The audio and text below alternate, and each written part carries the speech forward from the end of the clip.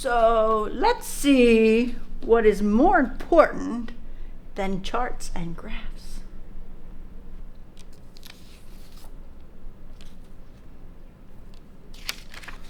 Oh, airplanes.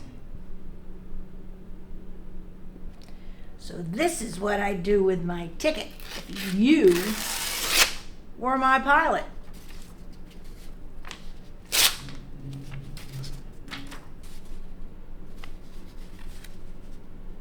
I would never get on an airplane that you touched, worked on, or flew. You don't listen, you don't pay attention, and you can't do charts and graphs. That's why you're in detention.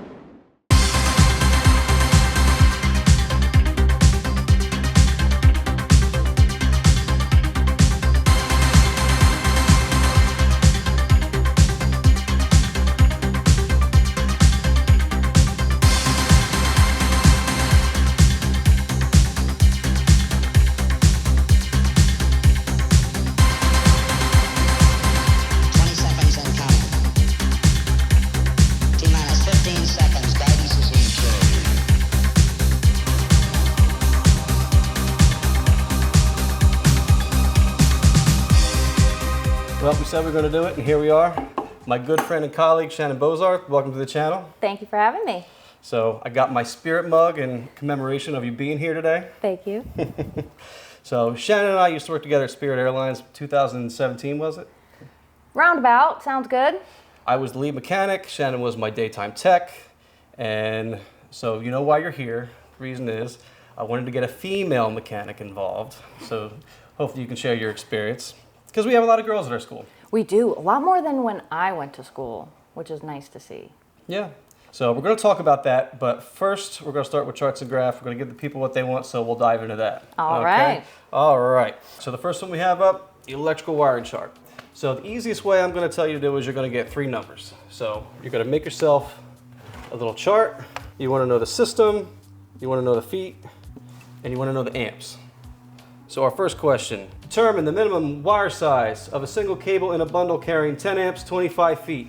So we got 28 volt system, we got 10 amps, and then we've got 25 feet. So the first thing I'm going to have you do is circle the 28, circle the 25, and then the 10. From there you're going to come on over, come on down, you're going to drop down, we're between the 16 and the 14. You always want the larger wire, which in this case is the smaller number, so your answer is going to be 14.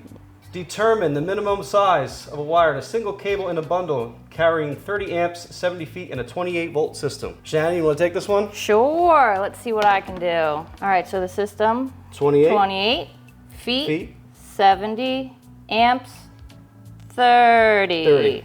Up top, 28, 70, and 30. Come on over, meet the curve, 30. And then drop down. Between 8 and 6, always go with the bigger number, which is the lower number. The answer would be 6. There's your 6. Now here's where you need to be careful. Determine the minimum wire size in a single cable in a bundle. So this is where you need to use the curve and pay attention. So what's going to happen is we're going to drop below this curve line, all right? As long as you're above the curve, you don't need to have to worry about it. But the second you fall below, you need to read the caption right here and make sure you're not underneath one of those curves. In this case, we're looking at bundles. So we're going to be below curve 1. There's our 7, 30. Now we intersect right here. You're going to want to drop down between the 14 and the 12, so that'd be wrong. What you do is you follow this curved line back up here, then you drop down. So your answer would be 10. So this next one, all right, a lot of people get confused with this one. What is the maximum length of a number 6 single cable used in a 28 volt system with a component using 40 amps, continuous load, and free air? So this time we're going to work backwards. We're actually going to start at the 6 because it was a number 6 cable. You're going to have 40 amps. We're going to intersect. In this case, now we're going to go back. We're looking for feet. We're going to be about 55 feet there. So why is this so important? First thing that comes to my mind is that Swiss Air Flight 111 airplane crashed due to faulty wiring over Nova Scotia. So it doesn't get more real than this, guys. That being said, I'd like to give a shout out to our sponsors, Pet Psychics. Have you ever contacted a pet psychic? No, that's stupid. So our next chart is going to be the brake mean effective pressure. That's what we're looking for. Brake mean effective pressure, that's just the pressure that's inside the cylinders. Your brake horsepower is just the horsepower that's coming off the crankshaft. Okay? So if you look at this one is actually super easy, but it's probably my least favorite just because you got to count all these little squares that make you go blind. All right? So these are going to be in 50s and the bottom ones are going to be in 5. So our first question is, determine the brake mean effective pressure. You have an engine that has 2,000 cubic inch displacement and develops 1,500 brake horsepower at 24,000 RPM. So we're going to start at 1,500. 1,500, gonna come down to 2,000. And then you're gonna cross on over to 2,400. And once you get there, you come all the way down. You made it easy for me. It's 250. Perfect. That was an easy one. You put it on a good line for me.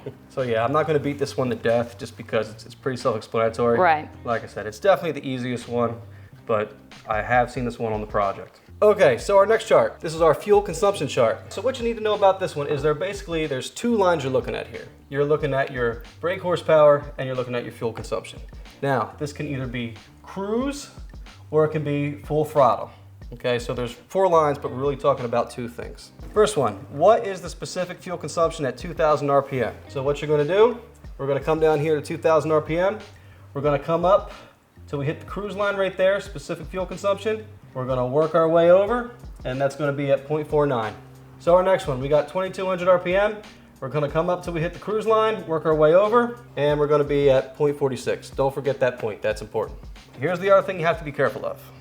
What is the specific fuel consumption at full throttle? Now, only when it specifies full throttle are you actually going to use the full throttle line. If it doesn't specify full throttle, you're not going to do it, you're going to use the cruise line. All right, so in this case, we got 2,600. We're going to come up this time to the full throttle line, then we're going to work our way over, and we're going to be at 0.53. All right, Shannon, what you got? For this one, starting with 2,000, working our way up, I assume, to the cruise line. Cruise line? Coming on over. That would be 0.49, give or take. I like it. Our next one, 2,200. Again, starting at 22, working your way up to the cruise line. Squeak on over. I'd say that's about 0.4. Like in 6. 0.46? 0.1. Yeah, that works for me. 0.46. Awesome. So at 2,600, it's not specifying full throttle, so we're still going to assume that it's cruise. So in this case, we're going to come on up here, and we're exactly at 0.50. What is the brake horsepower at 2,100 RPM? All right, so in this case, we're seeing a 21. We don't actually see the 21, but since this is 2,000, this is 22, we're going to go with 21. Again, we're looking for brake horsepower. Now, we're going to use the cruise line right here. We're not going to come up to the full throttle. We're going to use the cruise. Come on up here, and we should be at like 85?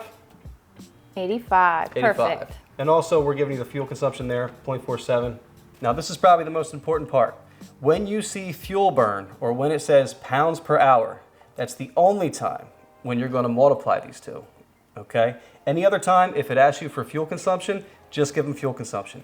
If it asks you for brake horsepower, just brake horsepower. But in this case, we're asking how much fuel are we burning in an hour, okay? That's our fuel burn, how much pounds per hour of fuel. So in this case, we're gonna go with 2,400, okay? We're gonna come up here, we're gonna be at 0.46, we're gonna come up to our brake horsepower, we're gonna be at 128, then we're gonna multiply those numbers. And that's gonna give us 58 pounds of fuel we're burning in an hour, okay? Now the other sneaky thing the project might ask is it might say, what would I need for a half-hour reserve? Shannon, how would I find a half-hour reserve if 58.8 is an hour? Divide it in half. 5 by 2, that's all you gotta do. How much fuel would I need for an hour reserve? 58.88. There you go, guys. It's not that tricky. So those are your 3 main charts and graphs questions that you could see on your written exam or any of the projects. Now he's telling me that he does not like your husband at all. Why do you not like the husband? He doesn't like it when he's at home alone with the husband. Why? He's saying that he farts a lot. He's saying that once he shoved his bum in a mean way. Why did he shove your bum, darling? He's telling me that James looks at him in a funny way, and one time, James kicked him in a mean way.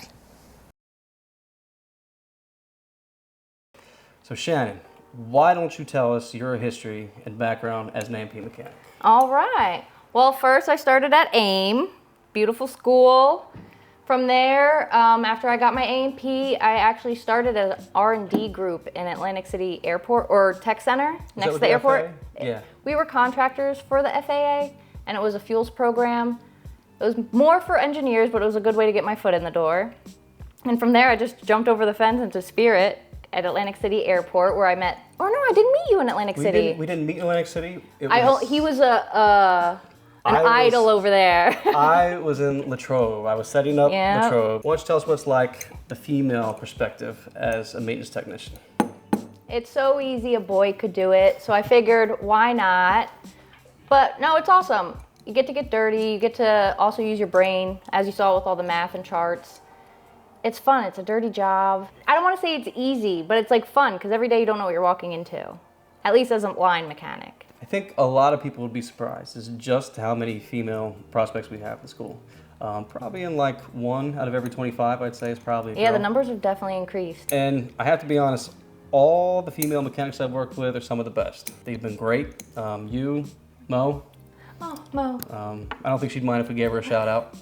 No, she's kicking butt in Baltimore now. She's in Baltimore. Yeah. What advice would you have for any of those female mechanics? Like, let's say you're on the fence. You're thinking, you know what, I'm really interested in becoming an airplane mechanic, but I don't know, it seems like a male-dominated industry, which isn't necessarily true, but what would you say to tip those young ladies over the fence there?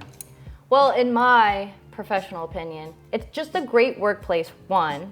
2, you can make great money doing an amazing job. And 3, doesn't matter if they're boys, girls. Boys are a little rough around the edges because they're dirty, but girls are kind of mean. So it's kind of nice working with men. You guys just goof off, you know, in a safe manner or whatever. But like, I don't know, it's more chill. I don't know how to explain it. So we have 2 fine young ladies I'd like to give a shout out to who have just recently graduated. You can see in the picture above. That's Miss Rachel Manning and Eliana Navarro with our boy Oscar, who I told you guys was a stud. So Oscar, I believe, is up in Newark right now. He's working for American, doing well. Oscar, we wish you the best, buddy. We hope everything's going well.